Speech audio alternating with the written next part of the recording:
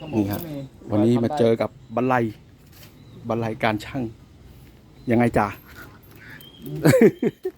ทุกระบบจบที่กู อันนี้จ่า อ่ะ อันเนี้ยไอ้ที่จ่าบอกคอแลบกันมันคืออะไรจ่า อันนี้เหรอนี่ไอตัวนี้นี่ตัวนี้คือสำคัญเลยนี่ไอ้นี่ของยามาฮ่า อ่าฮะ ยามาฮ่ายี่ห้ออะไรจำไม่ได้ไม่อยากพูดเดี๋ยวโดนฟ้อง เออ ไอ้นี่ของฮอนด้า อ่า เอามาคอลแลบกันนี่ไง ใส่กับรถอะไรครับ N Max ไม่ใช่ ไอ้นี่ ไม่ได้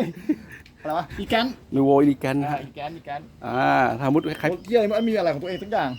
ถ้าประกับคันเร่งนูโวอีลิแกนเสียเนี่ยเราเอามาคอแลบกันได้ คอลแลบกันได้ นี่ ก็ไม่ใส่หรอกพวกไอประกับเมทัลล่ามันใส่ เออ ใส่แม่งจะประกับเยี่ยเนี่ยมันรู้ยี่ห้ออะไร อันนี้คือหาเจอเองหาเจอเอง ธรรมดานี่แรงสุดในในฝั่งคนนี้น่าจะแรงสุดแล้วแหละ ไม่แรงก็เข็น2 อย่าง แม่ง ไม่ต้องพูดฮะ